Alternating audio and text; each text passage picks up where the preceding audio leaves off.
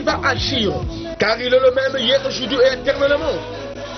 T'aimes la puissance de Jésus-Christ. Aïe, aïe, aïe, aïe, aïe. Il n'y a que le nom de Jésus qui peut te sauver. L'évangéliste Benjamin Boyanga à Rotterdam. Ne manquez surtout pas, samedi 19 et dimanche 20 juillet 2014. Venue International Christian Center Rotterdam, Fitzwilliam Road, Southwood, Roundabout, S561PT, avec la sœur Dimeki Kala de Londres, Sembola Loboko.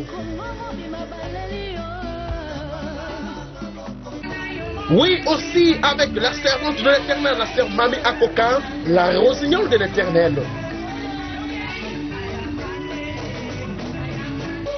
Aussi avec la présence de l'homme de Dieu, le frère Elvis de Milton Keynes, pour la louange et l'adoration. Sans oublier les groupes de l'église de Shiloh à Rotterdam. Venez nombrer, le Seigneur est vivant, car ton miracle est là. Le Saint-Esprit est au contrôle. Oui, nous servons un Dieu de tic-tac.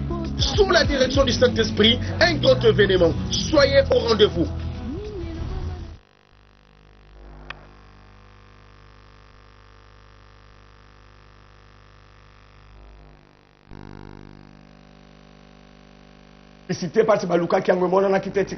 Now they found the disc, let us play that spot and then we'll come back again. Merci. Thank you. Du Saint-Esprit, l'homme de Dieu, le pasteur Kizito Bakuru, ensemble avec l'évangéliste Benjamin Boyanga de Londres, avec l'église Shiloh, organise 2 journées. Je le répète, 2 grandes journées de miracles et prodiges. Oui, le Seigneur est vivant, car le temps du miracle n'est pas encore passé.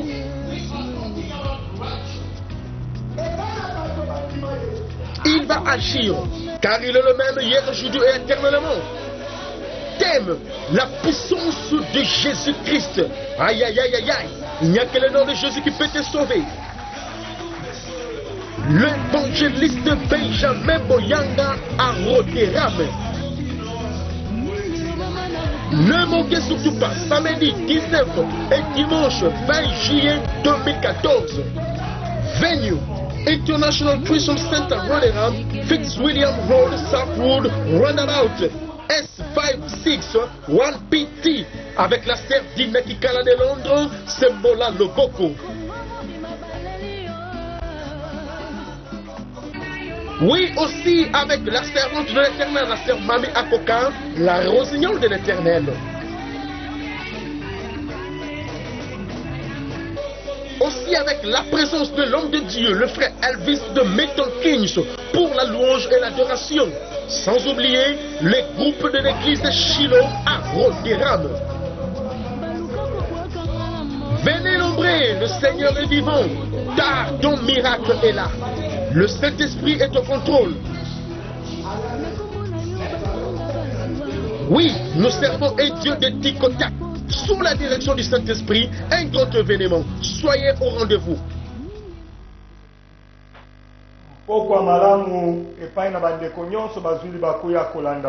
Good evening to everyone who is privileged to watch us. We thank the living God. For God is good. God is the God of love. God deserves glory. God deserves praises.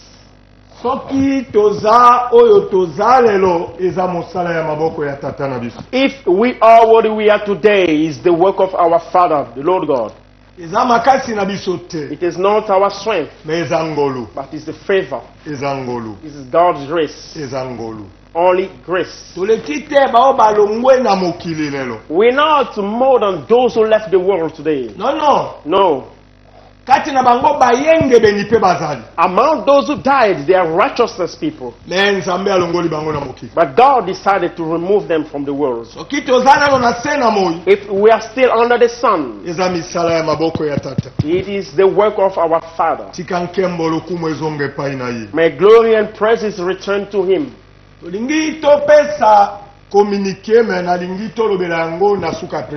would like to give announcement, but I prefer to give it at the end of this preaching. Let us preach the word first. Don't be in a hurry.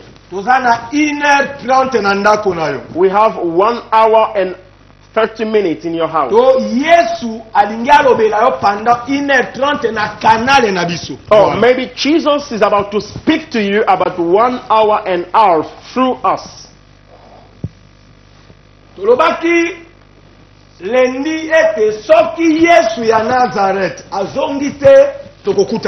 We promised you last Monday, said that if Jesus Christ of Nazareth delays to return, we'll see you today. But if he came back to take the righteous, I would have seen you in paradise.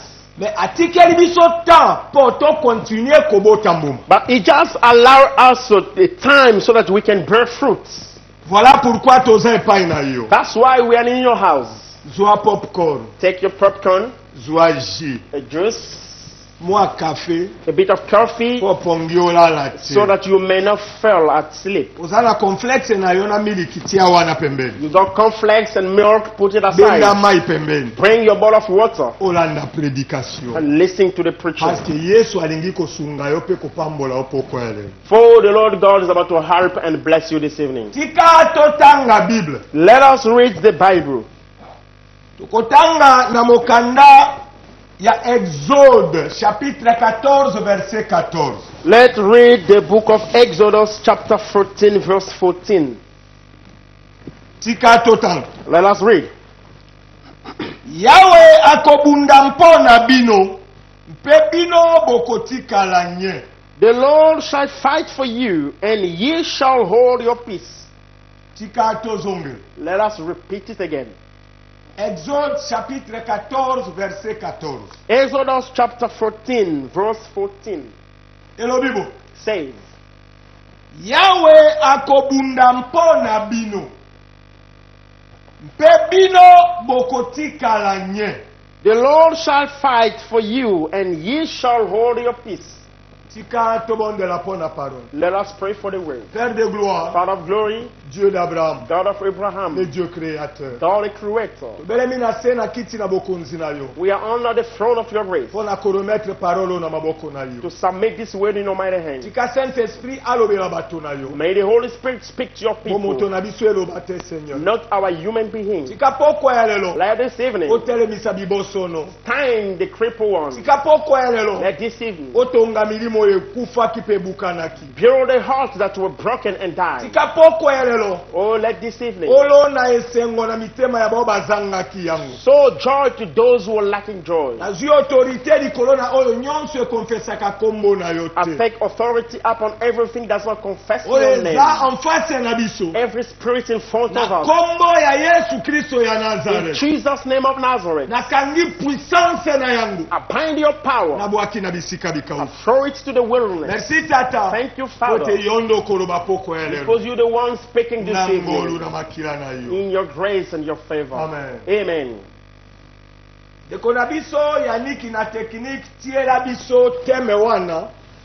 Pe offert défilé biso communiqué ya mabondeli anantana tokopesa communiqué na yango na suka. Could we please have the text of the address scrolling down and the theme of today? Thank you, brother. Today's topic is about l'Éternel combattra pour vous. The Lord shall fight for you. L'Éternel, the Lord, combattra pour vous, shall fight for you. Ne verset touti kotanga yangonde teme Saint-Esprit atindi tolobela. This is the verse we just read, and it's the topic that the Lord God wants us to develop today. This is what the Holy Spirit will get this evening. tika to introduire parole. Let us introduce the word. Soki nzambe na bomoi If the living God, atindi biso tolobela teme oyo pokwa ya lelo if the living God sent us to speak about this theme today, parce que posa ya nzambe ezali ete baoyo nyonso bandimi kombo na ye because God's desire is that everyone who believes or accepts His name bavivre kati na kimia. to live into peace. Bato nyonso Everyone, oyo andimi Yesu lokola mokonzi pe mobikisi. everyone who accepts Jesus as the Lord and Savior. Besoin ya nzambe ezali God needs is mitema na biso ezwa repos. our hearts to get into rest. Mitema na biso Our hearts ezwa kimia. to get peace. Evivre na paix. To live into peace. Alolenge mosusu nzambe atindi biso toloba bo. In other ways, the Lord God sent us to speak this. Soki bato ya mokili If people of this world bazali kovivre na kobanga, are living into fear, bazali kovivre na komitungisa, they're living into worries, bazali kovivre na basusi, living into worries, bazali kovivre na koimaima, they're living in murmuring, to na komilela, of living in struggling, crying, oyo wana baoyo bayebi kombo na yete bakoki kovivre bongo. those are for, those kind of things for those who don't know His name. Me nzambe alingi boye But God wants this. baoyo nyonso bandimi kombo na ye Everyone who believes His name, esengeli bavivre na bokeseni na baoyo nyonso na ino bandimi kombo na ye te. they must live in a difference between those who did not accept the name of Jesus. Tika toloba yango na lolenge mosu. Let us explain it to a different way. Soki baoyo bayebi Yesu lokola mokonzi pe mobikisi te, If those who don't know Jesus as Lord and Savior, bavivaka na kobanga, they live into fear, bavivaka na komitungisa, they live in worries, bavivaka na basusi, they live into big worries, bavivaka na bainquiétude, worries themselves. jamais, Never, jamais never, baoyo bandimi kombo na ye never. Those who believe His name bakoki kovivre na viwa. must live that type of life. Voilà. Yango nekolo atindi toloba mokolo. This is what God wants us to speak today. L'Éternel combattra pour vous. The Lord shall fight for you. Jamais. Never. Soki baoyo bayebi Yesu te baza na paix. If those who don't know Jesus are living in peace, À combien plus forte raison bato oyo bandimi Yesu lokola mokonzi pe mobiki. how much more those who know Jesus as Lord and Savior. Na lolenga mosusu nzambe alingi aloba bo. In other ways, God wants to speak this. Besoin ya nzambe ezali God needs is ete différence esengeli ezala entre bao bandimi kombo na ye pe bao bayebi ye na ino te. God needs is to establish a difference in between those who know His name and those who don't know. Parce que Biblia est claire. Because the Bible is clear. Jean chapitre 14 verset 27 à 27. John 14:27 to 27. Yesu alobi bo. Jesus said, Alobi naza kotikela bino kimia. I will leave you with peace. Naza kotikela bino yango. I will leave you that peace. Tika total. Let us read. Tozana 1h30. We have 1 hour and 13 minutes. Il faut totango leto kimamba. Let us read instead of running. Kozonga na Exode. We'll come back to Exodus. Saint-Esprit atindi biso esika atindi tika totanga. Let us go where the Holy Spirit sent us. Jean chapitre 14 John chapter 14, verset 27. verse 27. Verset 27. Verse 27. Yesu alobi bo. Jesus said, Nazali kotikela bino kimia. peace I live with you. Nazali kopesa bino kimia na ngai moko. My peace I give unto you. Napesi bino mpela moko ekopesa ka mokili te. Not as the world giveth. Tika ete mitema na bino mitumolama te. Let not your heart be troubled, Mibanga pete. neither let it be afraid. L'Éternel combattra pour vous. The Lord shall fight for you. Roi azana besoin. The king has a need. Yonanga. Me and you. Baoyo tondimi kombo na ye. We who believes his name. Esengeli to vivre na paix. We must live into peace. Soki po yebaki na ino Yesu lokola mokonzi pe mobikisi te.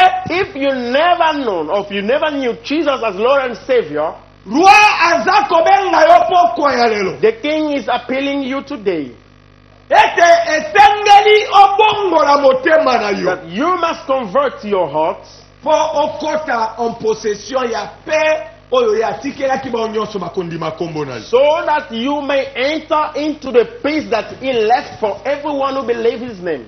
E paix wana And that peace, alobi eza paix na ye moko. he said that he is his own peace.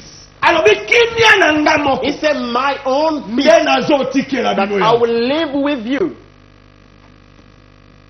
Banyonso bandimi Yesu lokola mokonzi pe mobikisi. Everyone who accepts Jesus as the Lord and Savior, Esengeli bayebe loko moko. they must know one thing. Ete vi na biso Our lives ezo dépendre lisusu na biso te. depend not on us. Frères et sœurs, Brothers and sisters, tango mosusu oyebaka te. maybe you don't know. Tango ndimi Yesu lokola mokonzi pe mobikisi. When you accept Jesus as the Lord and Savior, Yebe loko moko. no one, Bomo ina yo. your life, Ezo dépendre lisusu na yo te. your life depends not on you anymore. Ezo dépendre na le créateur. It depends on the Creator. Na ba domaine nyonso. In all areas, Yoka très bien. listen carefully. Ezala sali na yo. Even your salvation Ezo dépendre na yo te. depends not on you. Yesu na benga yo. Jesus appealed you. Yoka liloba ya Yesu. Listen his word. Alobi bo. He said, Moto te. no one, Akoki koya epai na nga soki tata na nga abengi yete. no one can come to me except the Father are calling. Nalolanga mosusu tokoloba bo. In other ways, we may say this. Soki ngai na ndima Yesu lokola mokonzi pe mobikisi lelo. If I accept Jesus as the Lord and Savior today, Ezali pona ponama na Nzambe. it's just because I've been chosen by God.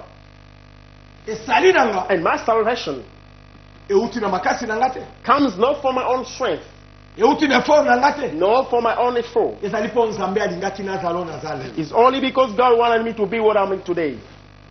Bato nyonso bandimi kombo na ye. Everyone who believes his name, Esengeli bayeba ke vi na bango na ba domaine nyonso ezo dépendre na Nzambe seul. they must know that their life everywhere they are depends on only God.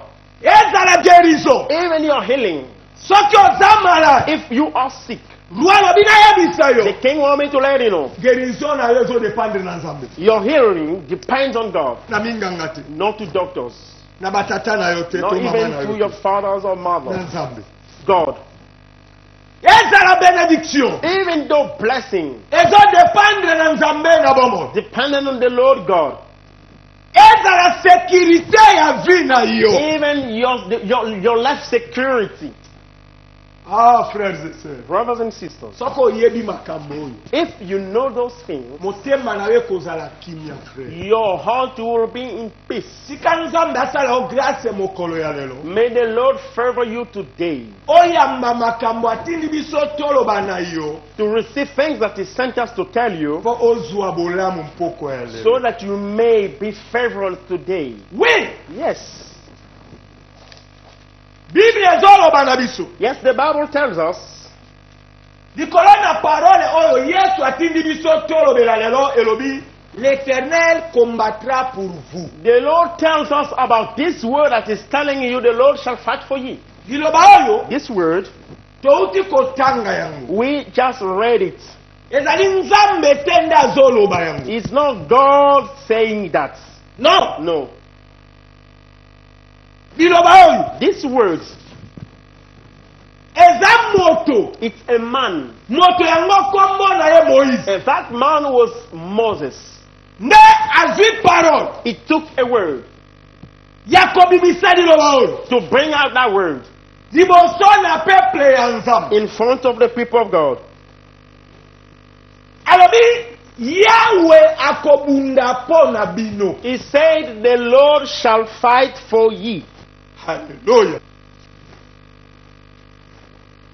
parole est très simple soko yoki yango. And this word is very simple by hearing it. Koyoka yango. By listening to it, it's very simple. Yawa kobunda pona. The Lord shall fight for you. Yawa kobunda pona. The Lord shall fight for you. Simple. It's very simple. Soko yoki yango. If you listen to it. Mais But soki otire attention na parole oyo. if you pay attention to this word, Oko découvrir profondeur. you will discover the deepness of this word. Tika toloba yango na lolenge mosusu. Let us explain it to a different way. Kati na parole otozo ilobela lelo. Within the word that we are talking today, Kati na yango foi ezali. within that word is faith. L'Éternel combattra pour vous. The Lord shall fight for you. Kati na parole oyo. Within that word, Teme Yesu alobi tolobela. the thing the Lord God wants us to speak, Kati na yango espoir ezali. there is hope. Eliki ezali. There is hope Kati na parole. within this word. Moto ndazoloba. A man is talking. Moto wani. That man Azalaki na makila. had blood. Azalaki na maji. He had waters. Azalaki na pema ndenge ngai na bino He tozali. was breathing as we are doing. Akotaka na ino na lola He te. was not in heaven yet. Mais But malgré azalaki na nzoto. despite of being into Mais flesh, aza kobimisa parole oyo eza na mystère caché na kati oko comprendre. but he's bringing out a word full of mystery you can't understand. Na kati ya parole oyo. Within these words, Confiance envers Nzambe eza full. there is a fully confidence into God. Confiance. Confidence. L'Éternel combattra pour vous. The Lord shall fight for you. Soki oza na confiance na Nzambe te. If you don't trust God, Oko prononcer parole wana. you might not pronounce this word. Soki oza na foi te. If you don't have faith, Oko prononcer parole you wana. might even not pronounce this word. Soki kati na yo eliki eza te. Even if in you there is no hope, Oko prononcer yango you te. can pronounce it. Mais Moïse, But Moses, kati na ye, within him, foi ezalaki. he had faith. Kati na ye, Within him, azalaki na espoir. he had hope. Ayebaki eloko moko. He knew one thing. Ke soki naza oyo naza Moïse. If I am what I am today, Moses, Eza nga te. it's not me. Eza Nzambe. It is God. Kati na parole oyo. Into this word, Kimia ezali. there is peace. L'Éternel combattra pour vous. The Lord shall fight for you. Oh frère, Bravo. tango mosusu ozangi foi. Maybe you lack peace. Tika poko elelo Nzambe na nkembo apesa yo kondima. Let today the Lord God may give you faith. Epai na oyo azangaki To elikia. one who lacked hope, Tika ozo elikia poko ya lelo. may you have hope this evening. Epai na oyo azangaki confiance epai na Nzambe na bomo. To the one who lacked confidence to the living God, Tika liloba oyo. may this word Epesa yo confiance. gives you confidence. Epai na oyo akomaki ebosono To spirituellement. the one who became a cripple spiritually, Tika Nzambe atambusa foi na may oyo. God make walk you Tika again. Nzambe atelemisa yo. May the Lord God stand you today. Tika Nzambe na nkembo apesa yo force lelo. May the living God give you strength. Epai na bao basi bapengwaki. To those who diverted the word of Batikaki God, Nzambe na bomo. they left the living God. Tikoyeba eloko moko. May you know one Ete thing, l'Éternel that the Lord combattra pour vous. shall fight for you. Combattra pour vous. Shall fight for you. Combattra pour vous. Shall fight for you. The Lord. Kati na parole oyo. Into these words, Sécurité. the security, Sécurité ya koluta. a full security, Sécurité eleka dose. a security that is overdose. Tika toloba yango na lolenge mo. Let us explain it to a different way. Soki bomoi na yo. If your life, Oplonge yango kati na parole oyo. if you put your life into this word, Ndoki akolia yo te. no witch will eat you. Bademo bakobanga yo. Demons would fear you. Satan akoloka yo somo. Satan would fear you. Parce que Satan Because Satan ayebi eloko moko. knows one Que thing, l'Éternel that the Lord akombataka toujours mpo na bato na ye. always fights for his people. Kati na parole oyo. Into this word, Assurance ya libela. there is a fully insurance. L'Éternel combattra pour vous. The Lord shall fight for you. Parole oyo. This word, Yesu nde azoloba te. not Jesus talking. Nzambe te. It is not God Nzambe nde alobi talking. na Moïse te. God did not tell Moses Ke yebisa bango. that tell them Nakobunda mpo na or bango. shout for them. Non. No. Moïse Moses. azalaki na confiance na Nzambe. Moses had confidence into God. akroyaki na nzambe. He believed God. Ayebaki ke nzambe He knew that God atikaka bato na ye. never forsake his people. Jamais. Never. Aucun jour. In no day, Asundola ata moko. in no occasion, he abandoned even one. Moïse azalaki moto lokola bino nanga. Moses was a man like you and me. Tikana loka yango na lolenge boso. Let me explain it to a different way. Yo nanga toza plus fort que Moïse. Me and you, we are stronger than Moses. Okomitun. You may ask yourself, Mosako. man of God, Biso toza plus fort que we Moïse. are stronger than Moses. Oui. Yes. Moïse azalaki azabotamaki mbala na mibale te. Moses was not born again. Non. No. Akokaki kobotama mbala na mibale te parce que Yesu akufaki na ino te. He could not be born again because Jesus was not dead yet. Non. No. Moïse Moses, azalaki kovivre na makila ya bameme na bantaba He na bangombe. he was living under the blood of goats and lambs. Menga But me na yo and you, tozovivre na makila ya banyama te. we are not living under the blood of animals. Makila ya bameme The blood of lamb ekokaki jamais kopetola bomo ya moto. could never claim someone's life. Le yo nanga But me and you, tobotami we are born mbala na mibale again a cause ya makila oyo ezanga lisumu. because of the blood without sin. Makila wana That blood esali biso bana na nzambe direct. made us children of God straight away. Yes. Me moto oyo abotamaki mbala na mibale te. But how a man who was not born again, Azalaki na confiance na nzambe. he trusted God. Azalaki na likia na He nzambe. had hope into God.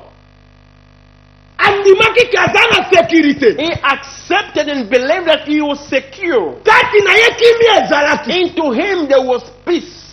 Frères et sœurs, Brothers and sisters, est-ce ngai na yo na Moïse?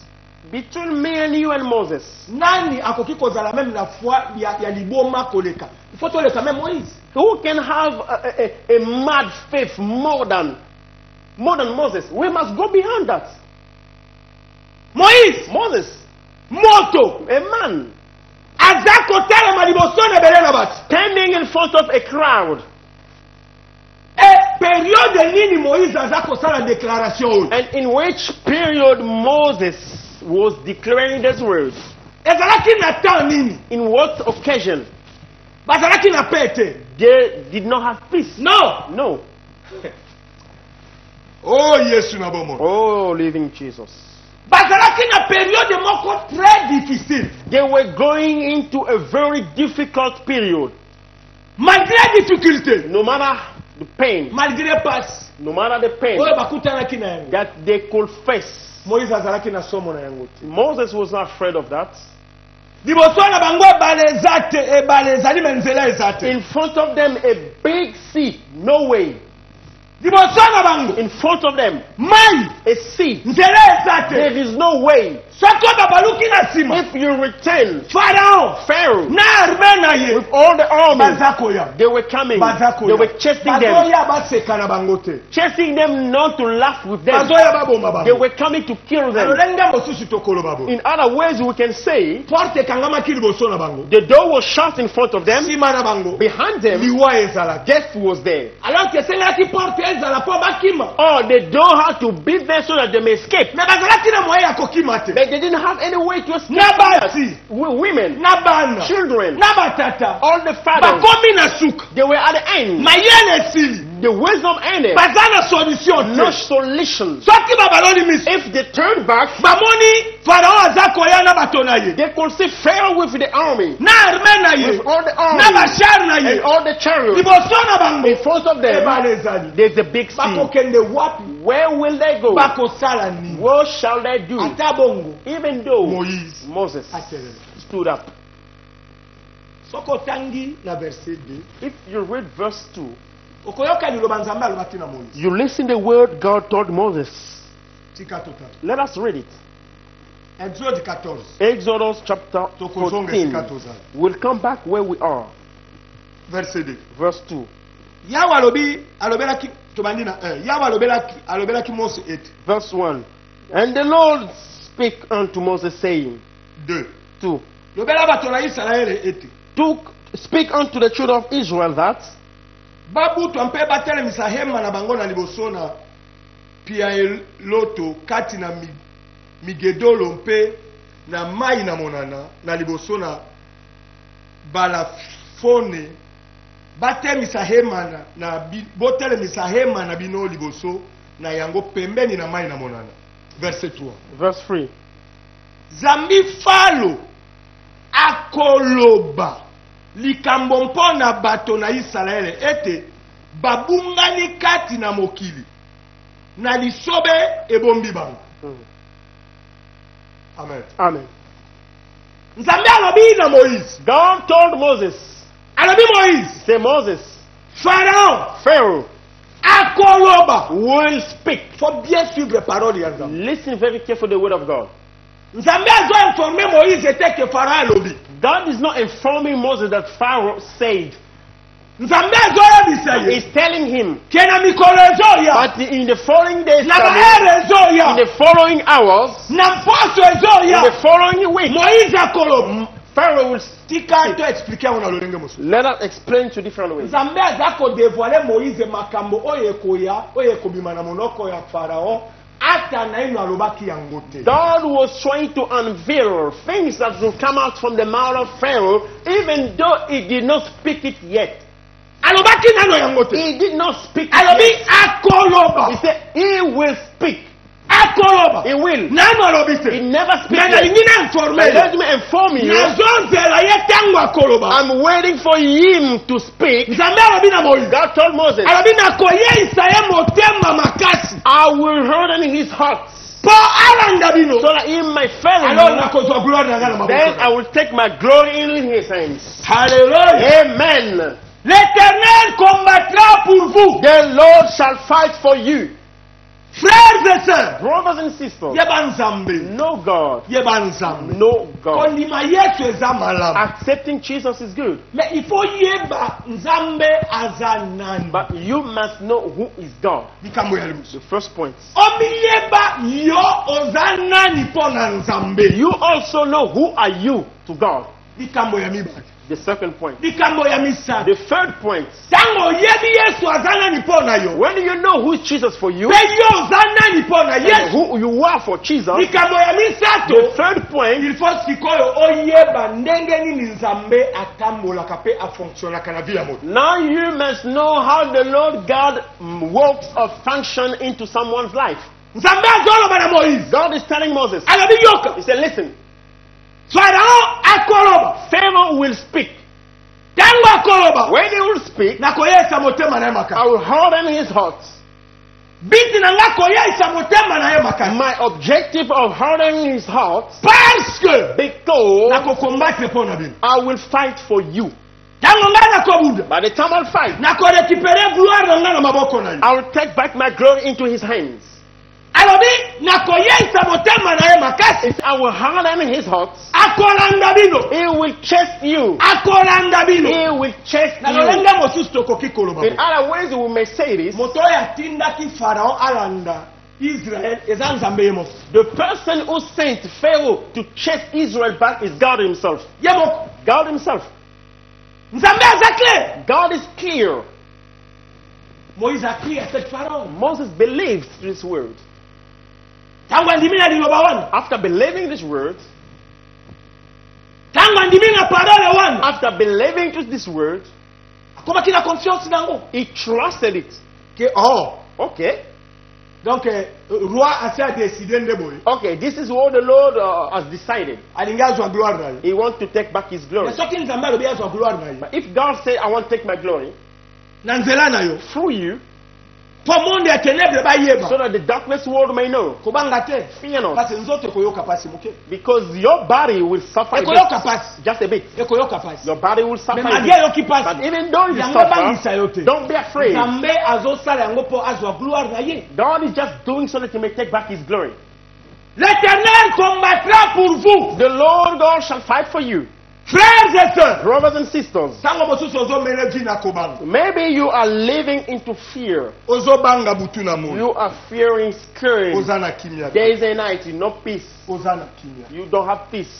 ozana kimya te. You don't have peace. Okoma kobanga bando. You are fearing, scaring demons. Ozobanga bademo. You are fearing witch. Ozobanga Satan. You are fearing Satan. Nzambe alobi na Moïse. God told Na Moses, kwandisir motema na Pharaon. I will harden the heart of Pharaoh Naye. and him Na arme na ye. and all the Bakolanda army. bino. They will chase you. Tango bakolanda bino. By the time they will chase Ngana you, kozwa gloire na nga. me, God, will take back my glory. Egypte mobimba bakoyeba keza na Nzambe moko. The all Egypt will know that there's only one God. Hallelujah. And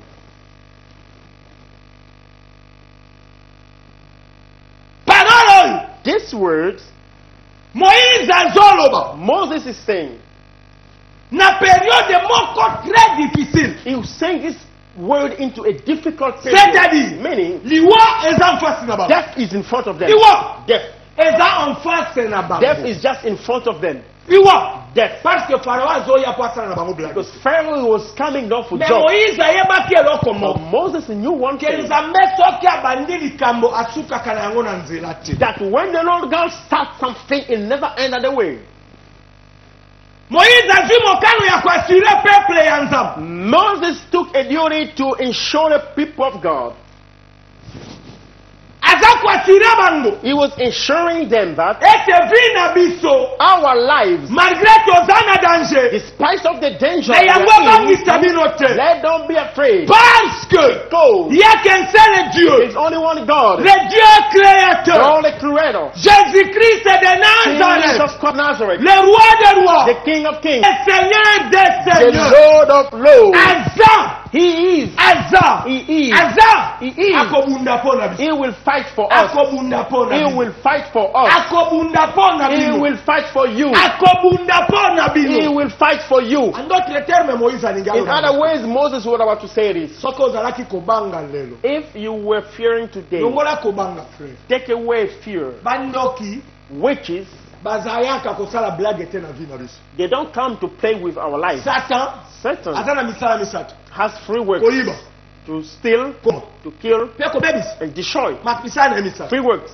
Asalaka blague te. He never play around. Mais soki toza na bomoi. If we are still alive, Parce qu'il y a un roi. because there's a king Oyo asimbi vie na who biso. holds our lives. Frères et sœurs, Brothers and sisters, ta vie ne dépend pas de toi. your life depends not on Non, you. non. No, Nos vies our dépendent life de l'éternel. depends on the Lord. Sécurité ya vie na yo. The security of your life, Sécurité ya vie na nga. my security, Sécurity ya bana na nga. the children's security, Sécurité ya mosala na the nga. security of my work, Sécurité ya mwasi na the nga. security of my wife, Sécurité ya famille na the nga. security of my Ezo family dépendre na Nzambe. depends on Non God. na moto na Not mokili. to anyone, Même pas na nga mo. even though me. Frères et sœurs, Brothers and sisters, soko oyebi makambo. if you know those things, Tika bomoi na ezwa kimia mokolo. let your life be in peace.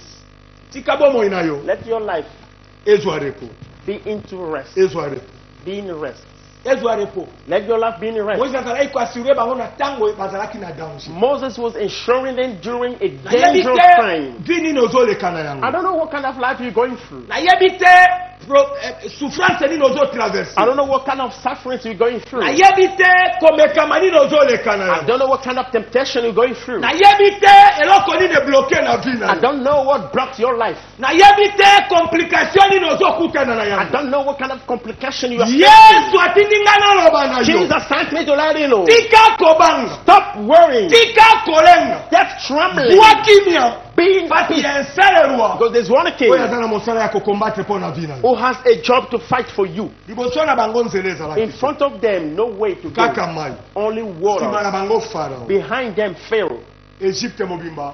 Armée ya Egypte mobimba ezalaki nsima na The bango. whole Egypt's army were behind them. Malgré danger bakomaki na yango. Despite of the danger they were into. Mpo na Moïse. For Moses, Danger wana ezalaki somo te mpo na vi na yo. for Moses, that danger was not scary. Parce que soki otire attention na parole ya Moïse. Because if you paid attention to Moses' words, Okomona ke Moïse azoloba te ke Nzambe akobunda mpo na biso. he didn't say that the Lord God will fight for No. us. No. Amilongoli. He kicked himself Alobi apart. Nzambe akobunda mpo na He bino. said, the Lord shall fight for you. Mpo na bino. For you. Mpo na nga Moïse. For me, Moses, Natina longa. I've overcame. nandimaka nanga I believe already. bino ngezo depende nanga My life depends not on me. lokola bino boza motema likolo But because your heart is still higher, lokola bozangi kimia because you lack peace, tika lelo Larry, ozwa kimia get peace. keza na ruwa moko oyo akontrolaka pema na yo pe vi na yo There's one king who control your life and your peace. frères et sœurs Brothers and sisters, tango farao azoya when Pharaoh was coming, nzoto ya bamoïse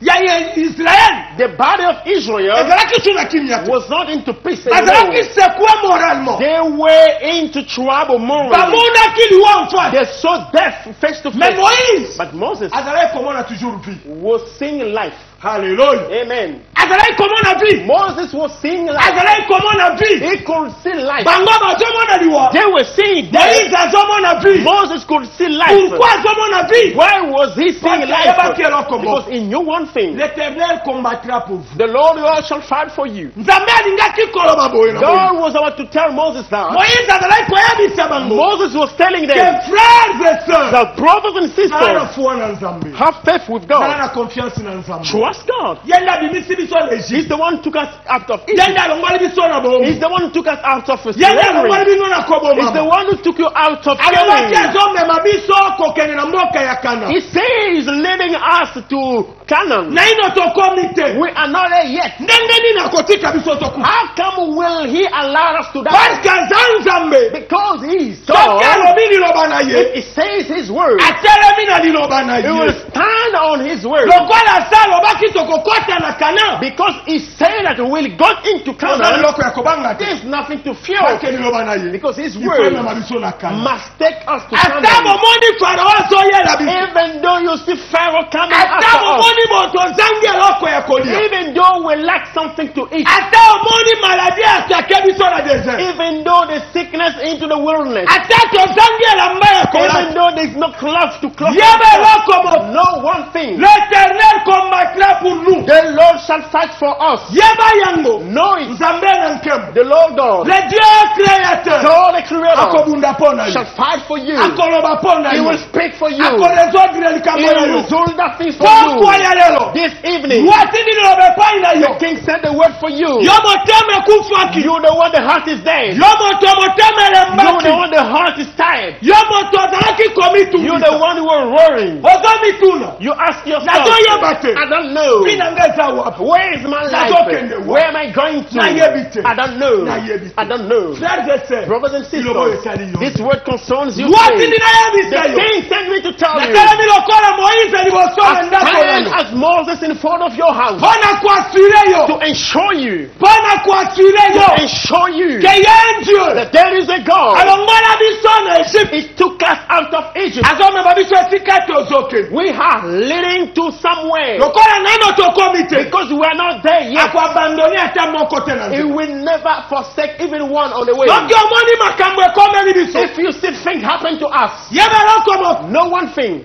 ke farao Pharaoh, bandirsir motema na ye Pharaoh, they just hardened his heart kaka mpo azwa gloire na ye just because God wants to take back voilà His pourquoi glory. chaque jour tobondelaka babeli bazobika That's why every day we pray, sick people are getting healed. voilà pourquoi chaque jour bato baza na baproblème soki tobondeli nzambe azoresoudre That's why everyone we pray for everyone, and then the Lord is giving solution. aza koresoudre makambo oyo nyonso God is giving solution to everything mpo na biti mibale for two objectives. biti ya The liboso first one, alakisa oki alingi yo to show you that He loves you. biti ya The mibale second mpo option, na gloire na ye for His own glory, arekipere yango na maboko ya to satan take it back into Satan's hands.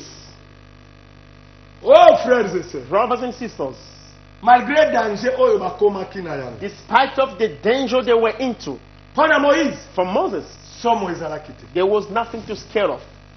somo na makambo wana azalaki na yango Nothing to scare of all those things. moïse ayebaki eloko moko Moses knew one thing: nzambe aza force na biso God is our strength.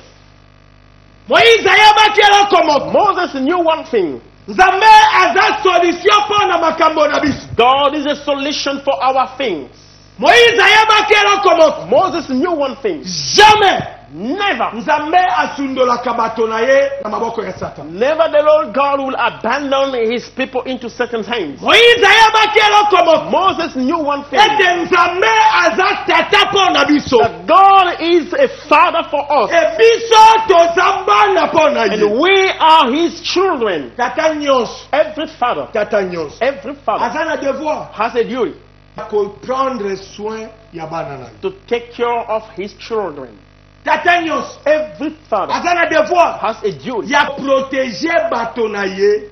To bana na ye na danger nyonso ko ikokomela bana. to protect his people or his children against any kind of danger. Moïse ayebaki eloko moko. Moses knew one thing, Te Pharaon. that Pharaoh, Na armée na ye. within the army, Aza kaka bikelamo. they are just creators. Oyo biso tondimi. That the one who accepted Azamokeli. is the creator. En d'autres termes elingi In koloba. other words, it means Mokeli a creator ndaza na décision ya koloba likolo na bikelamo na. has a decision to the creator. Seul Only Nzambe God ndako décider likolo na biso. can decide on us, Pharaon te. not Pharaoh, Armée na ye te. not even his army. Seul Only Nzambe na bomo. living God. Liwa na biso. Our death Ekouta na Nzambe. will come to God. Non na Pharaon. Not into Pharaoh's No, no, hands. Pharaoh. Not into Non na Pharaoh's hands. Pharaon. Not to Pharaoh's Botika hands. ngai kimia. Let me alone. Botika ngai kimia. Let me alone. Soki bozobanga Pharaon. If you are fearing Pharaoh, Nazoya biso let Israël. me tell you, Israel, L'Éternel combattra pour vous. the Lord shall fight you. Oh peuple de Dieu. People of God, Nzambe nino ndima. what God did you accept? Si lelo bangaka. Until now you Si are lelo scared. zanga kimia. You are lack of peace. Si lelo zanga assurance You te. don't have any Ke insurance Nzambe oyo ndima. that the Lord God you Azali kolona accepted nyo. is above everything. Ondima ye. You accepted Nataka him, mususu oyebi ye but te. maybe you don't know him. Tika poko elelo. Let this thing, Iloba oyo esunga ye. this word help you. Iloba oyo etele This misayo. word stand you. Iloba oyo ebu babeki esa force. This word to break all the crutches and Iloba give oyo. strength. This Iloba word, oyo. this word, Iloba oyo this word esunga ye. to help you. Moïse ayebaki. Moses knew Sele Nzambe. only Nana God décision likolo na biso who frère. has a decision on us. Oh peuple de Dieu. People of God, Yo moto ndima Yesu lokola bokonzi pe mo. you the one who accept Jesus as the Lord and Savior. Utininga na yebisa The yo. King sent me to let you know. Utininga na yebisa The yo. King sent me to inform Kevina you yo. your life. Kobanda mokolo ndima Yesu lokola bokonzi pe mo biki. From the very moment you accepted Jesus as the Lord and Savior, Satan zana bokonzi likolo na yo se. Satan has no power on you. Satan zana rien ko décider likolo na vie na yo. Satan has nothing to decide on you. Satan zana rien. Satan has Yo, nothing. très bien. Listen carefully. Satan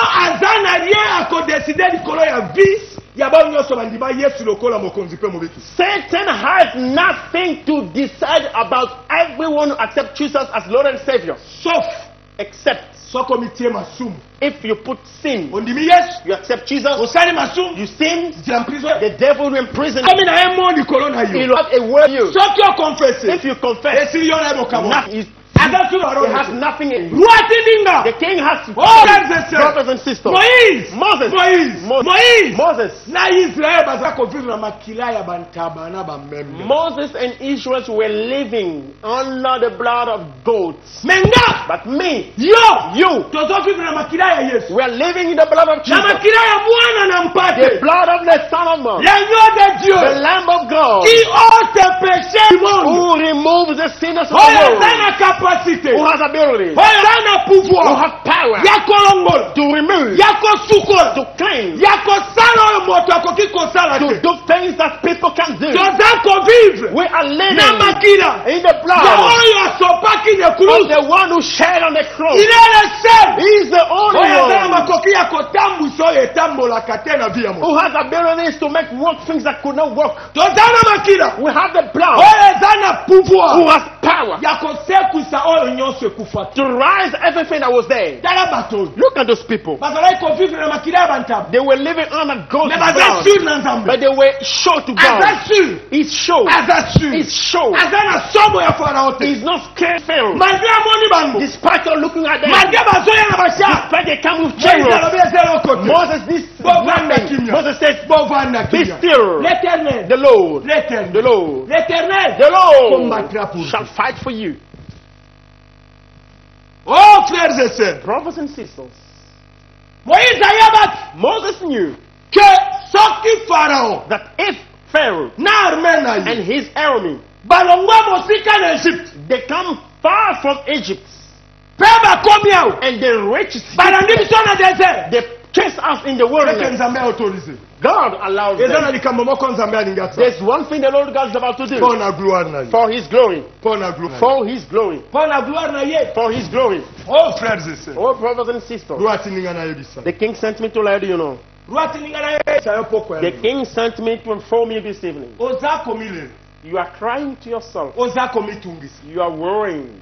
Oza kolela. You are crying. Butu moyo. Days and nights. Olobi na joye batefi na ngezani. Say, I don't know where my life is Also, leading you to. yes. You accepted Jesus. Vina yesani. What's kind of your? Non. What happened Zala with your lez. life? Be at ease. Zala lez. Be at Zala ease. sûr. Be sure. Eloko ezolelisa yo. What is making Parce cry? ozangi foi. Because you lack faith. Oza na assurance te na Nzambe You don't have olili. insurance to the Lord God you accepted. Oza na espoir te na Nzambe wana. You don't have hope with that God.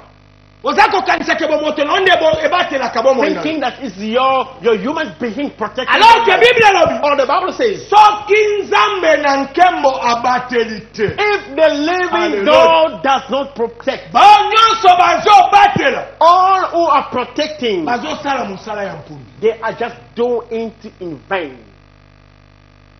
Oh frères et sœurs. Brothers and sisters, Parole ya lelo etali ngai na yo. today's words concern me and you. Conclusion ya parole yango. This is the conclusion of the word. Pharaon Pharaoh eza Satan. is Satan.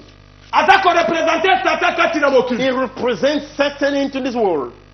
Armée na ye. His army, Eza bademo. they are demons. Bo bagresaka biso chaque Those jour. who aggress us every day. Egypte. Egypt Eza mokili ya masumo ngai na bino touti. is the world of sins that me and you came from. Chacun parmi biso. Every one of us. Bamusu bazalaki komela masaka. Other people were drinking. Bamusu bazalaki kati na vie ekomo. Other people were into fornication, Tozalaki na batravo forcé. false work, hard work. Epa na bamosusu. To others, Bazalaki bato ya kanda. there were people for a lot of wrath. Epa na bamosusu. To others, Bazalaki bato ya koyina there bato. were people hurting Bino people. nanga. You and me, Touti na Egypte. we came from Egypt. Ekobima na biso na Egypte. Our living Egypt, Tobima na force na we biso. came out not by our own strength. Nani akolobaki atika masanga na force na ye? Who could say that he stopped alcohol by his own Nani strength? akolobaki atika makaya na force na ye? Who can say that he abandoned smoking by his own strength? Nani akolobaki atika ekobo na force na ye? Who can say that he abandoned fornication by his own strength? Nani akolobaki ete alongola kanda na force na Who ye? can say he removes wrath by his own strength? Moto aza te. No one. Mais la main puissante de Dieu. By the mighty hand of God. Yango nde libera biso na Egypte. That was set up free from Toza na Egypt. nzela. We are on the way. Toza na désert. We are in the wilderness. Tozokende vers Kana. We are leading to Canaan. Kana na biso. Our Canaan Eza ville sainte. is the holy Eza place. paradis. It's paradise. Paradis. Paradise. Nde ville sainte It's tozokende. the holy city where we led Tosinde longwa na Egypte. We left Egypt long Na monde ya time. masumu. In the world of sin. Na monde ya The mabe. world of Toza evil. na désert. We are in the world. Désert. The wilderness. Tozo continue We are kotambo. carrying on Mais working. yeba yango. But know it. Kobanda tolongwa na Egypte. From the time we left Egypt, Satan aza d'accord te. Satan doesn't agree. Satan aza d'accord te. Satan is not Voilà agreeing. pourquoi Bible elobi. That's what the Bible says. Soki molimo mabe ebimi kati na If mo. an evil spirit lifts someone's Ezonga. body, will come back. Ezonga. He come back Eye kota. to check. L'Éternel combattra pour vous. The Lord shall fight for you. Israël. Israel Eza yo. is you. Eza nga. It is me. Eza moto nyonso yandimi Yesu lokola mokonzi. Israel is everyone who accepts Jesus as the Lord and Savior. Yo nanga. Me and you. Toza Israël. We are Israel. Parce que Bible elobi na mokanda ya Galate. Because the Bible says in the book of Galatians, Elobi boy. it says this. Ete bato nyonso bandimi Yesu lokola mokonzi pe mobikisi. Everyone who accepts Jesus as the Lord and Savior, Baza bana Abraham. they are children of Abraham. Baza bana They Abraham. are children of Yo Abraham. nanga. Me and you. Tondima Yesu lokola mokonzi pe We mobikisi. have accepted Jesus as Lord and Savior. Toza Israël. We are Israel. Toza We Israël. are Israel. Toza We Israël. are Israel. Soki nzambe na nkebe. If the Lord God Abundaki pona bango. fought for them, Pona nini akobunda pona ole. why not will He not Oh, fight for frère. you? Brothers and Frères et sisters. sœurs. Brothers and sisters. Yoka parole ya Moïse. Listen the word of Moïse Moses. alobi. Moses said, L'Éternel combattra pour vous. Moses said the Lord shall fight for you. Ilobo etali ngai na yo Israël. These words concern you and me, Israel. Moïse. Moses, Oyo atinda mipoko ya lelo na ndako na yo. who is sent this evening into your houses. Ezali basakolo bazali liboso na yo. They are preachers in front of you. Natinda mi lokola Moïse atinda maki na vi na I yo. am sent as Moses was sent. Pona koyabisa yo. to inform you. Tika kobang. Stop worrying. Tika komitungis. Stop bothering yourself. Tika kolengo. Stop shaking. Longola somo na motema na yo. Remove care in your life. Makambo wane komeli yo. Things that came to you Aboya. before it to Rua come. yabaki. The king knew. Rua yabaki. The king knew. Soki atiki yangwe komela yo. If he allowed that to get to you, Azana besoin zo gloire na ye. he just want to take his Azana back his besoin glory. zo gloire na He ye. wants to take back his glory. Azana besoin zo gloire na He ye. wants to take back his Monde glory. ténèbres koyeba ete azanzambe ya son. The darkness world will know that he's the true God. Oh frères et sœurs. Brothers and sisters, Dilobo yetali ngai na yo. this word concerns me and you. Dilobo yetali ngai na yo. The word concerns me and you. Yonde kozwi ngonga ya kolanda biso. You're the one who's listening and watching us. Ozangi kimia. You lack peace. Bameme na bangombe epesaka bango kimia te. Goats and cow did not give them peace. Me oyo asopi makila. But the one who shed his blood, Yoka liloba na yo. listen his word. Alobi nazopesa nazotikela bino kimia. I will leave you with my peace.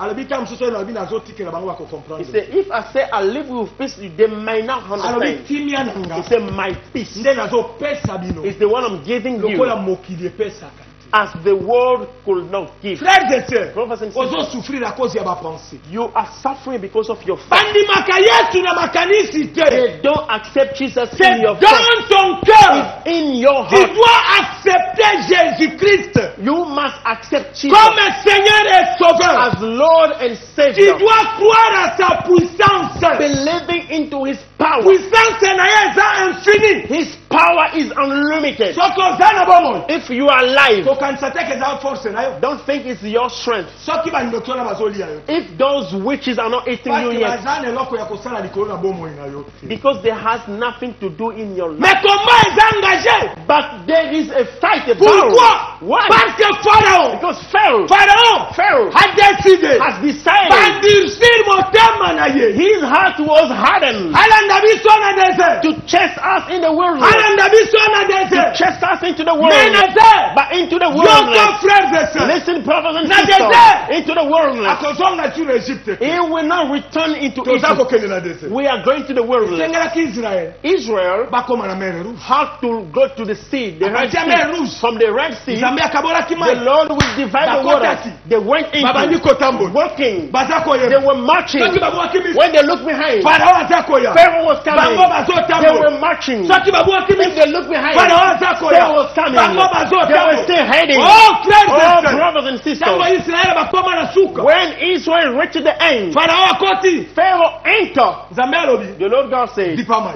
now cover the waters. Zipi mai. They covered the waters. Mer rouge. The Red Sea Eza korepresente makila ya Yesu. represent the blood of Jesus. Frères et sœurs. Brothers and sisters, Diable n'a rien à voir avec le sang de Jésus. the devil has nothing to do with the blood of Yoka Jesus. friend. Listen to me. Soki aza na baformule. If he had formulas, Soki aza na makambo aza koresiste. if he had things that he could Mais resist, eza na formule moko. there is only one Oyo aza formula. na droit ya kotelema liboso na He yango has te. got no power to stand against. Oyo aza na droit ya koresiste devant He yango has te. no power to resist in front of it. Seul Only le sang de Jésus-Christ de Nazareth. blood of Jesus Christ of Yango Nazareth nde créé chez nous. He is the one that put him kneeling Parce down. que bomo oyo toza na yango. Because the life that we have Euti kati na makila ya Yesu. come through the blood of Jesus. Euti kati na makila ya Yesu. Comes from the blood of Jesus. L'Éternel combattra pour The vous. Lord shall fight for you. Frères et sœurs. Brothers and sisters, Oyo kutu Yesu asopela makila te. people that Jesus did not shed his blood Abundela for, bango. he fought for them. Kombo yo na nga. What about me and Oh you? Yesu asufra. People that Jesus Yes, suffered Lord, for. Eli. Jesus cried. Alobi Eli. He said, Eli, Eli. Eli, Lama sabachthani. lama sabachthani.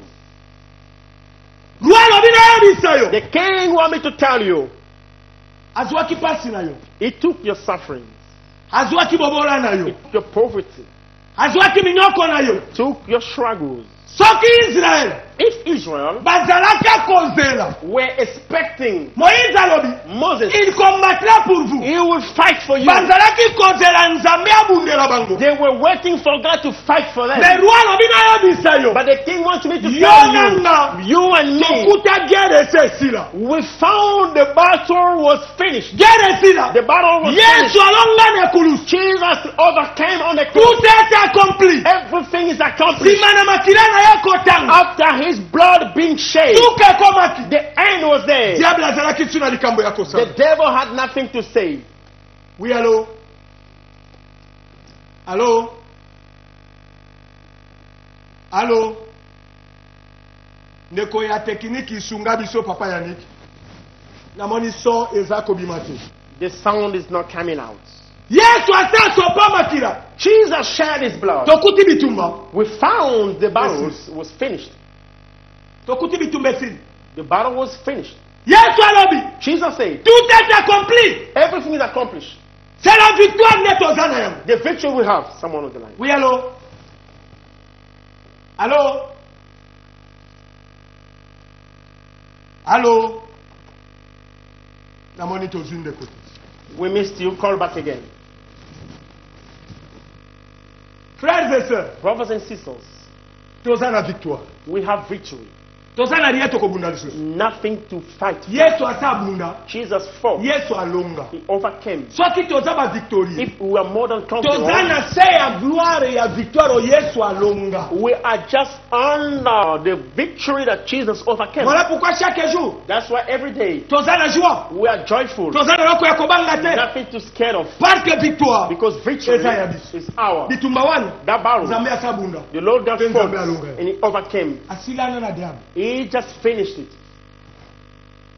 Tika total. Let us read. Ésaïe chapitre 53, Isaiah chapter 51, verset 4. verse 4. Benga biso bandeko ya Angola, benga na ligne tokoyamba yo. Angola people call us with the line on top. Ésaïe chapitre 53. Isaiah chapter 53. Bible la Bible. The Bible says, Allô, bonsoir, pasteur. Bonsoir maman, obengi biso wa kombo nona.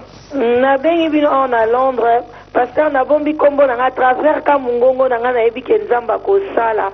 Na ningo sambela pona nga à chaque fois so na tayi ba prière makasi na lota ka na zongi epai na biso epai ya ba parents na ba grande sœur na maman alors que maman pe asi akufa donc na zonga ka toujours epai ya biso alors vipe et ça vraiment bien te. Ya on a sengi o sambela pona ngai. Tika tobonde la pona. let us pray. Père de gloire, Father of glory, Dieu créateur. God the creator, Na kombo ya Yesu Kristo ya in Nazareth. the name of Jesus of Nazareth, Nazi autorité likolo na esprit satanique nyonso. I take authority to every satanic spirit Ya bandoto ya mabe. of nightmare. Na kangi nguya na yango. Cast his Amen. blood. Na bwaki na bisika bikauka. Throw it to the world. Na kombo na Yesu Kristo ya In Nazareth. Jesus' name of Nazareth, Zambe na bomo. the living God. Amen. Amen. Amen. Frères et sœurs, Brothers and sisters, yoka Biblie elobi. listen, the Bible says, Ésaïe chapitre 53 verset 4. Isaiah chapter 53 verse 4. Solo akumbi mpasi na biso. Surely he had borne our grief Pe amemi mawa na biso. and carried our sorrows. Nde totali ete apesami etumbu. Ete abetami na nzambe mpe anyokolami. Ye we did eat him, stricken him, smitten of God and afflicted. Frères et sœurs, Brothers and sisters, komba yango. this is the battle. Pasi na yo. Your suffering. Yesu amema yo. Jesus carried it. Tale sika ntango tolongi. See where we overcame. Allô? Oui allo obengi biso wa kombo nona. Allô? Oui allo. Allô? Allo obengi biso wa kombo nona mama. Nabengi na Londres awa, me nabombi kombo na ngai, me nalingi ka nasola na pasteur asalela nga prière. Olingi nzambe asalela oni. Bon, en tout cas naolanda mateya nayaki kofungola nafungolaki na retard pasteur me nalandi mateya wana en tout cas on dirait kutu nzambe nde alobeli nga nazangaki kimia na baproblème ezotungisa makanisi na ngai mingi na butu alobi nalelaki mingi mpona baproblème yango Ondimi ete makambo Yesu. ezaka ebele bondela mpona nga vraiment nzambe apesanga solution apesanga kimia na baproblème. Ondimi ete Yesu aza capable ko résoudre likambo na yo.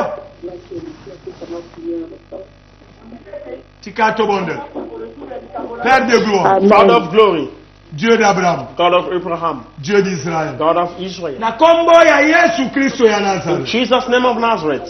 Seigneur ezayo ozwaki pasi ya mama. Lord, the one who took the sacrifice of our mouth, Ozwaki mawana ye. took our soul. Tika pokwa ya lelo. Let this evening Opangwisa mpiso ni na bomo ina ye. wipe up the tears of her life. Na kombo ya Yesu Kristo ya In Nazareth. Jesus' name of Nazareth, Zambe na bomo. the living God. Amen. Amen.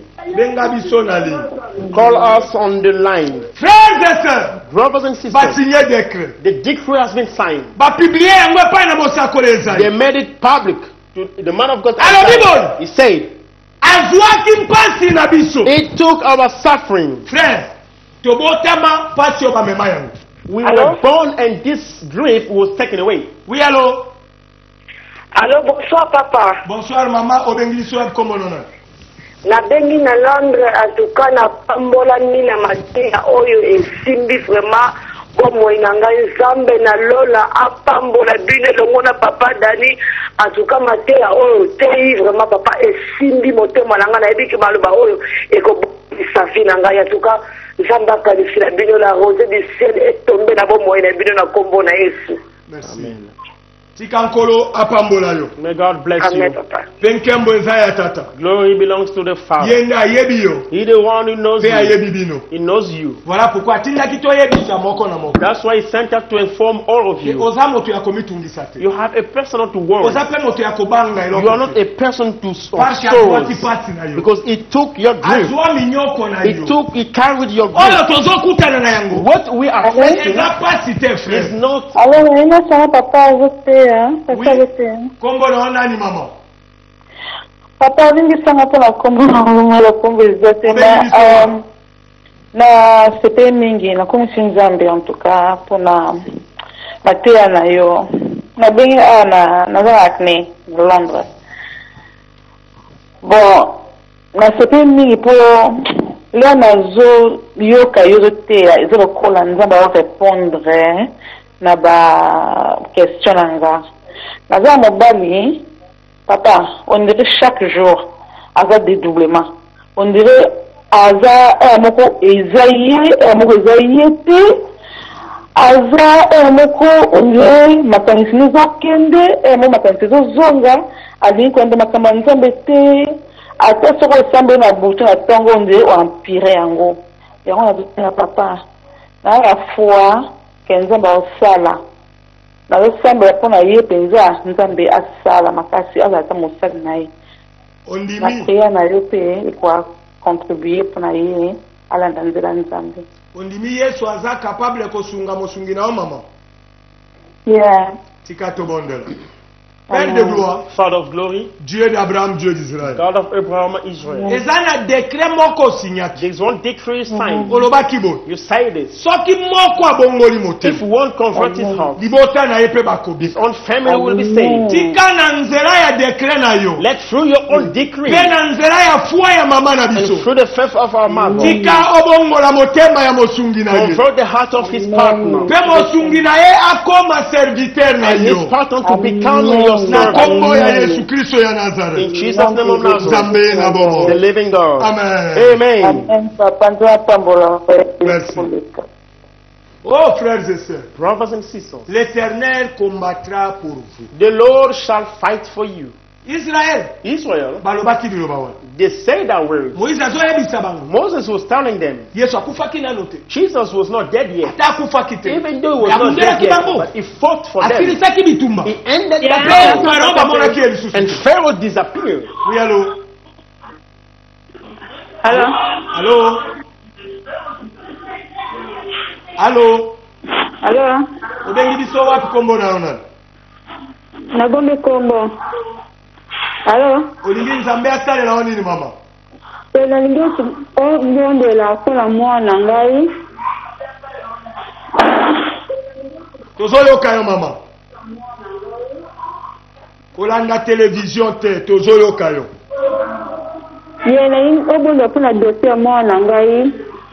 Nakosaki dossier na ye mpo bafuta ye mbongo bani kofuta ye te. Yango nalingi opuye mpo na ye badossier ekangamaki efongwama na nkombo na Yesu. Ondimi ete Yesu aza capable kofungola dossier ya mwana na yo mama. Nandimi yango. Tobondela. Père de gloire, Father of glory, Dieu d'Abraham, God of Abraham, le Dieu créateur. God the creator, Na kombo ya Yesu Kristo ya in Nazareth. Jesus' name of Nazareth, Seigneur nafungoli dossier ya mwana na Lord, yo. I open the file of your Po yo bunda olonga. you overcame. Tika victoire elandana na dossier oyo. Victory follow this file. Bazongise na badroit na And ye. then to get back Na his right. kombo ya Yesu Kristo ya In Nazareth. Jesus' name of Nazareth, Nzambe na bomo. the living God. Amen. Amen. Biblia elobi The Bible says, azwaki pasi na yo. it took all your grief, Azwaki mikumba na yo. took all your loads. Alobi Oui, Biblia allô, elobi. bonjour. Oui, allo. Oui, allô, bonjour. Obengi biso wat komono na. Nabengi awa. Nabengi komo nanga mama Jolie, nabengi pour ndeko nanga mama Mireille. Okay. Po ndeko nanga komo osala ba dépression. Akoma osala ba dépression makasi. Tozoyoka yo mama. Yango sikoyo nalingai bo prier po na yepo akoma tantôt aza bien, tantôt akoti na hôpital do azaki mwasi kitoko bien do akoma vraiment on dirait problème be koma ko inquiéter biso vraiment la famille. Yango tosengi prière vraiment papa na yebike na grâce na ya Nzambe pe na ndenge boza basali na ye kosimba. Tika tobonde. Père de gloire, Father of glory, le Dieu créateur. God the creator. Ezali yo signati décret. You the one signed the decree. Olobaki ozwaki mpasi na biso. You took our suffering. Na kombo na yo Yesu Kristo ya In Nazareth. Jesus' name of Nazareth, Na déclarer vie kati na mutu ya mwana na I yo. declare life to the head of your Yo daughter. bolimo mabe ya depression. Evil spirit Amen. of depression. Na pesi yo mitindo. I give Amen. you order. Bima kati na bana na Nzambe. Leave the children Amen. of God. Kende na gena pona Go libela. to hell Na forever. kombo ya Yesu Kristo ya Nazareth. Jesus' name of Hallelujah. Nzambe na Nazareth, bomo. the living God. Amen. Amen. Azwaki pasi na yo. He took your grief. L'Éternel combattra pour vous. The Lord shall fight for you. Frères et sœurs, Brothers and sisters, tika lelo ozwa kimia na motema na and yo. today peace may get your heart. Eloko nini ezotungisa vi na yo? What is bothering you? Parce que makanisi no ezotambola. Because your faults are Tika running lelo away. fwa na yo Allow today your faith evanda likolo ya parole to oyo. be seated to this word. Moïse azalaka moto. Moses was a man. Moïse azodefie Pharaon na arme na ye. Moses was challenging Pharaoh and his army. Natindami kuasure vi na yo ke Yesu akotika yo te. I am sent to ensure your life that Jesus will never abandon Allô? you. Natindami koyebisa yo I'm sent to tell you ke Allô, oza bonsoir. molongi. that you are a winner. Oui, allô? Allô, bonsoir. Bonsoir maman obengi biso ya komono na. Nabengi na na Afrique du Sud komo nanga mama Kabwasa. Olingi Nzambe asalelo ni. Allô, Tozoyoka yo mama. allô. Papa nazali na posa prière vraiment nazolanda prédication nabengi na Afrique du Sud. Toza vraiment na situation moko pena na Afrique du Sud vraiment eza touché makasi. Toza na bibembe mibale ya ba frère congolais na sœur moko pe congolais akufi. Sali pena pasi makasi. Tosengi Nzambe se bokobondela Nzambe asunga lo a épargner na longo l'esprit des morts o etelemi na milieu na biso ba congolais. En plus nazengi soki bokopuye pe Nzambe a restaurer foyer nanga parce que foyer nanga eza vraiment na ba problème. Merci. Yango nabengi na tosenga pour na prière na dini. Ondimi Yesu ya Nazareth aza capable kosunga yo mama. Nandini papa. Tika Amen. tobondela. Père de gloire, Father of glory, le Dieu créateur. God the creator. Oza le seul consolateur ya mitema ya bato. You the only comfort of people's hearts. Nzambe na nkembo. Almighty God. Okonsole mabota o nyonso baperdre bandeko. Comfort the family that lost their friends. Nde totelemeli esprit de mort kati na bandeko na biso na Afrique du Sud. And we stand against the spirit of death to South Africa. Tokangi puissance satanique ya esprit de mort. We cast the satanic spirit of death. Tobwaki yango na bisika We bikau. throw it to the Na wilderness. kombo ya Yesu Kristo ya In Nazareth. Jesus' name of Nazareth. Siko restaurer foyer ya mama na biso. Restore the family of our Ezala mother. bénédiction. A blessing. Ezala vie Even éternelle. eternal life. Ezala sali. Even salvation. Nzambe tika omimonisa na libota oyo. God, show yourself to this Na kombo family. ya Yesu Kristo ya In Nazareth. Jesus' name of Nzambe na Nazareth. bo. The living God. Amen. Amen. Amen. Merci, papa. Merci. Thank you. Frères et sœurs, Brothers and sisters, Yesu atindaki liloba poko alelo paina. Jesus sent this word for you. Alobi azwaki minyoko na yo. He said, He took your grave. Komba yenda bunda. A battle is the one who fought. Pe abunda. He fought Alonga. and overcame. Tango ya alonga. When he overcame, Abendi biso to komi baninga na ye. He called us and we will become His friends. Tozo vivre na se ya victoire. We're living under the victory. Eloko nini ozo banga. Why are you fearing? Pourquoi ozo milela? Why are you crying yourself? Eloko eza important na vie na yo. What is important Hello? in your life? Banga masumu. Fear sin. Oui, allô. Allô? Allô, obengi biso ya komonona. Nabengi bino na Londres, nga mama Bibi. Okay. Na pamboli yo pasteur. Ça fait plus de 15 ans, mate ya botoyo kakangote. Tozalaki kobundana, totika ba église, tozongi penza nzamba pambola yo. Nga nde siko nazo pambola yo nzamba peso makasi. Mitema na biso ezongi, do nzamba pambola yo koleka pasteur na ngai. Merci. Tosengi na yo, o sunga ngai, o sala prière mpo na nga, na nzela na nga nazokende mboka. Nzambe asunga nga, asimba nga, nazonga. Noki mpo na ngo ya koyoka mateya na yo.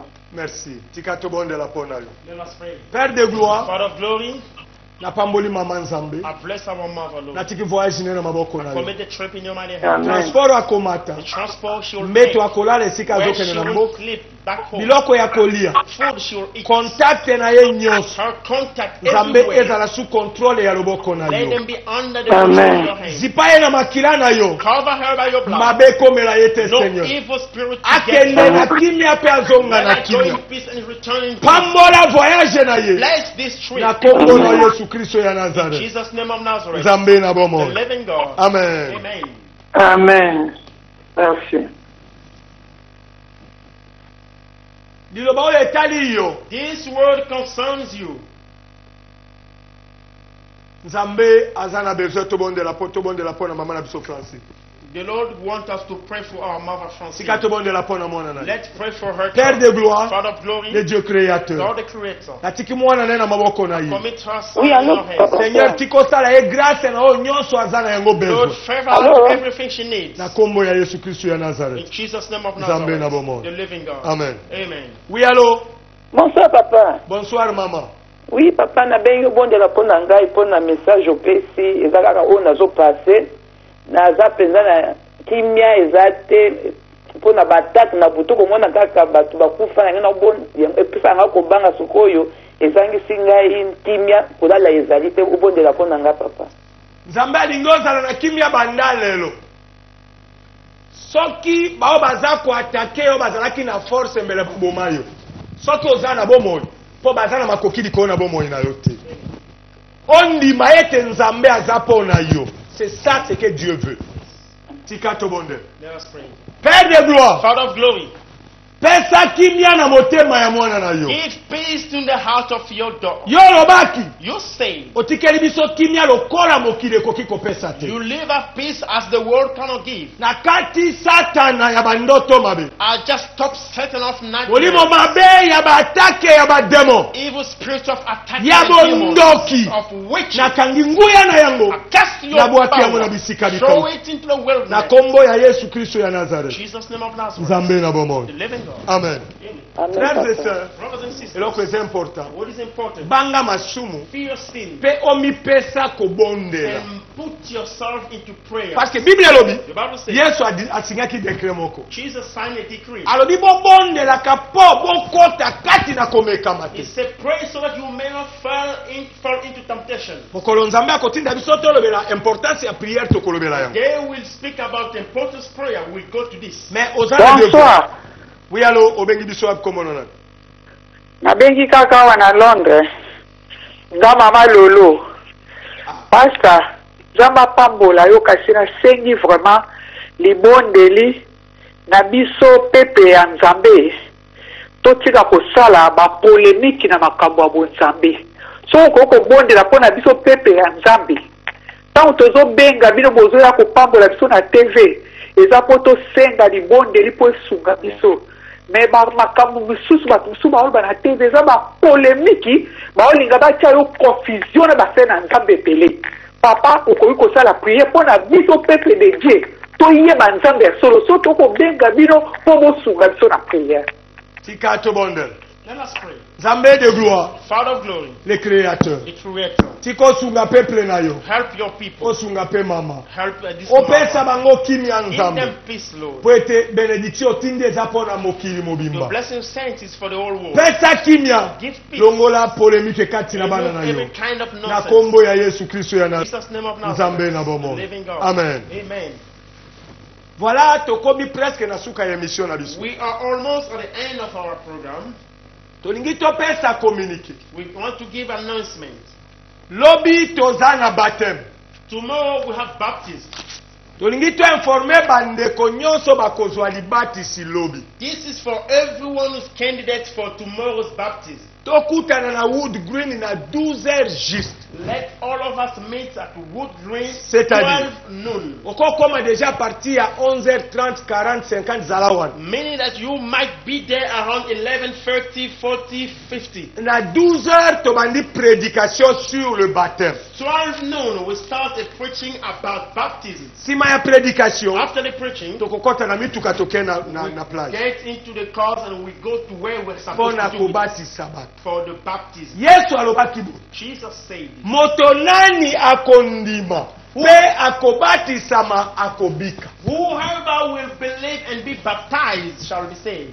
Tika toloba yango na lolenge mosusu. Let's say it to a different way. C'est-à-dire, Meaning, soki moto alingi abika, if a person wants to get, oza na devoir ya kolanda parole ya Yesu à la lettre. you want to get saved, you have a duty to follow the word of Jesus letter by letter. Osio ndimi You ye, accepted siko him, etikali obatisa. now be baptized, Pa okokisa liloba na so that nzambe. you may accomplish the word of Na God. 12h tobandi prédication. 12 noon we start preaching Pendant 1 heure. for an hour Kolimbola libatisi eza eloko nini? to explain what is baptism. Pourquoi ozobatisama? Why are you being Sima na baptized? yango, Then, bamituka ezali. cars are there. Tokokumba bana na nzambe toke We'll take the kobatisama. children of God to the baptism. Dimanche toza na Sainte Seine. Sunday we have Holy Communion.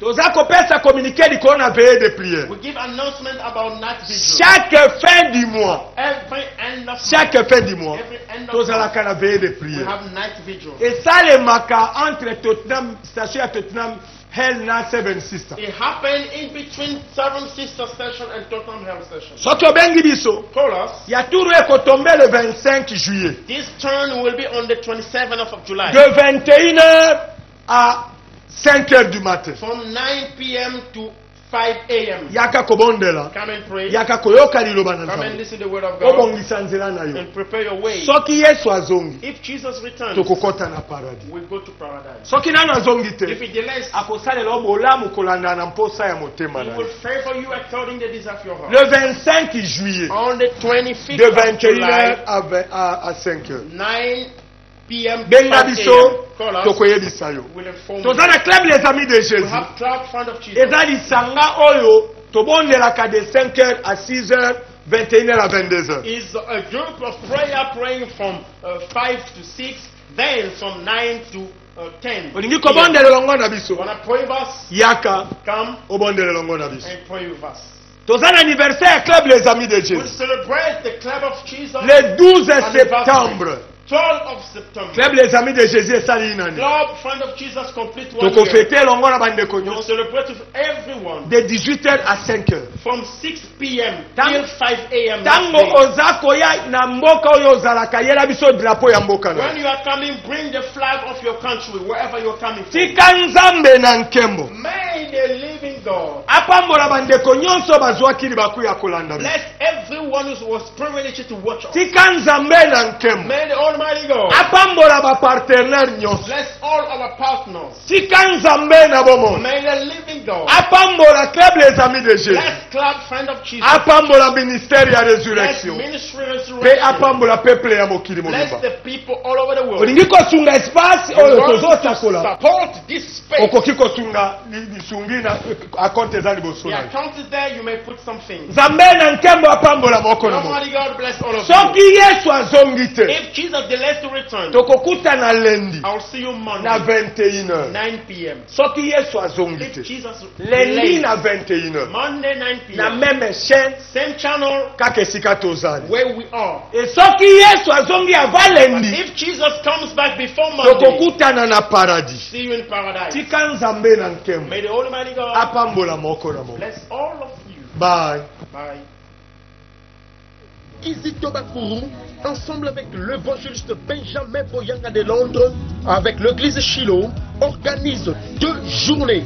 Je le répète, 2 grandes journées de miracles et prodiges. Oui, le Seigneur est vivant, car le temps du miracle n'est pas encore passé.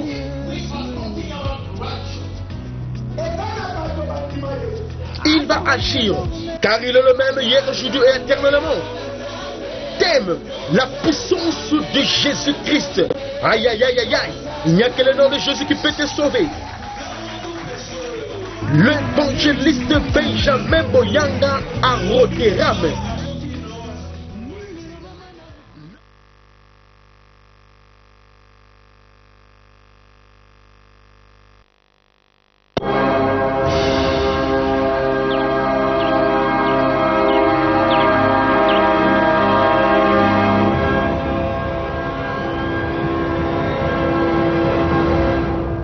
Olive TV, anointed to impact the world. C'est une grande occasion, bien-aimés, pour accroître et développer notre connaissance de la parole de Dieu. L'église de Mangembo organise une spéciale conférence biblique qui sera animée par les grands hommes de Dieu. Quand le ciel envahit la terre, et le thème qui sera développé, démontré par les éminents hommes de Dieu. Makamba Boye, Ndekonangai, Bazanga Kate. Du 22 au 27 juillet 2014. Heure de 18h à 21h. Et le dimanche 27 juillet de 9h30 à 12h30. Orateur, Révérend Ignace Messanga du Gabon. Révérend Jean-Claude Poussou de l'Irlande. Révérend Alamba de Londres. De l'autre, Révérend Augustin Mbona. De l'autre, Révérend Augustin Mbona. Quand le ciel envahit la terre et le thème qui sera développé, démontré par des éminents grands hommes de Dieu. Adresse, Église Mangembo, 117, Bruce Grove, Tottenham, N17 6UR. Kingsway International Christian Center French Connection Conference 2014. Parce que tu es un adorateur, parce que tu es un amoureux de Dieu, parce que tu veux acquérir ton héritage en Christ, le Seigneur te dit, monte ici. Come up here. Apocalypse 4:1, du vendredi 18 au dimanche 20 juillet. Come up here. July 18th to July 20th. Avec comme hôte, ministre José Luto Lukeba, pasteur Mathieu Hashimono, qui est ici Londres, pasteur Samuel Kamwanga, centre d'adoration Vie Abondante aux États-Unis, avec la chorale French Connection, la chorale TNT French Connection et la chorale des Milangues, ainsi que le groupe invité United Generation. KICC's French Connection Conference 2014. Come up here at 1